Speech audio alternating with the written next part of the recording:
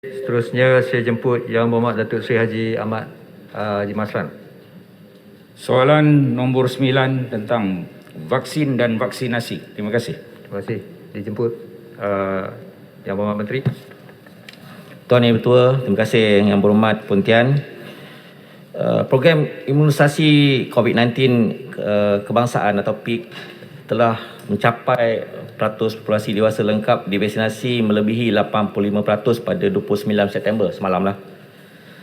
Melihat pada pencapaian ini, mesti menerusi CITF optimis bahawa usaha yang sedang dilaksanakan dalam program ini sedang berjalan mengikut landasan dan perancangan yang ditetapkan. Sebagai langkah mempercepatkan proses vaksinasi, pihak CITF melalui operasi lonjakan kapasiti ataupun capacity search dengan izin telah berjaya memvaksinasikan hampir semua penduduk dewasa di Lembah Kelang. Sasaran berfokus yang terkini adalah memastikan semua negeri mencapai sekurang-kurangnya 60% populasi dewasa lengkap divaksinasi.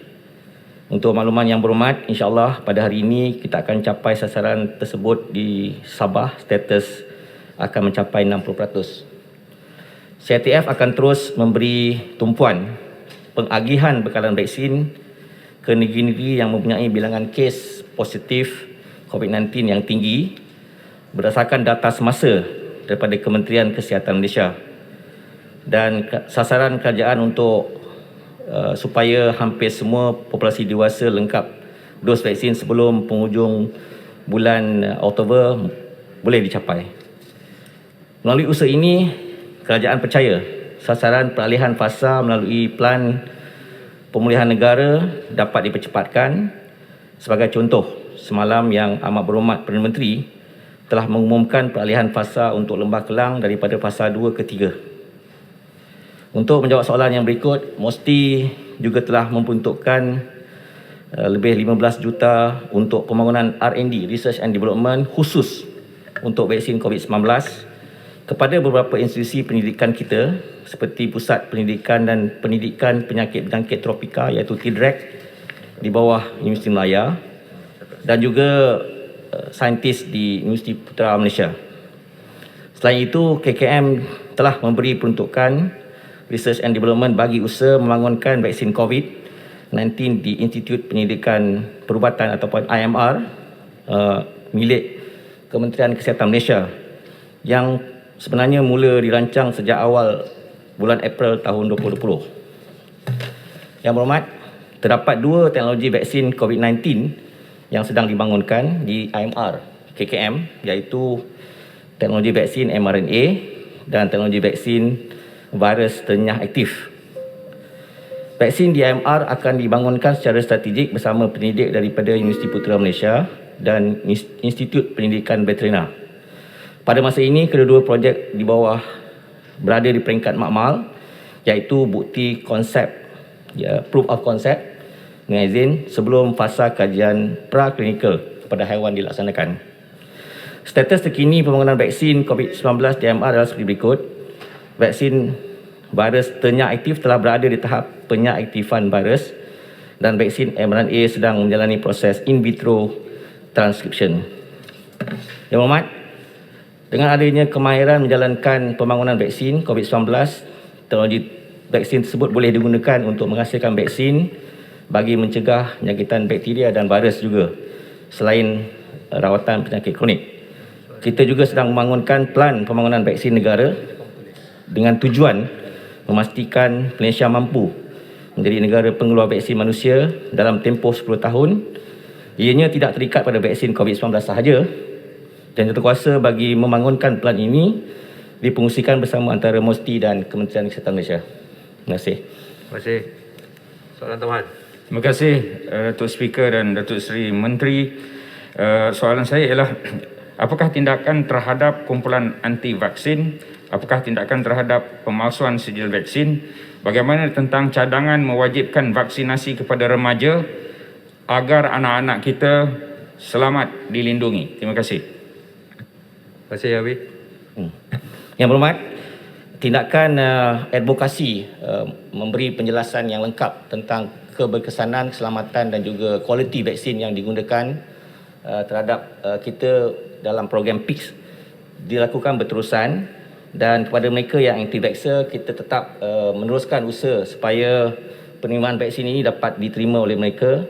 Walaupun dengan pengurusan wabak COVID-19 ini yang dijalankan bersama melalui whole of government approach, mereka ini kita terus berikan pengetahuan bahawa kalaupun mereka tidak mahu mengambil vaksin, mereka perlu melalui beberapa kriteria tertentu yang boleh menjadikan kita mengawal COVID-19 daripada merebak.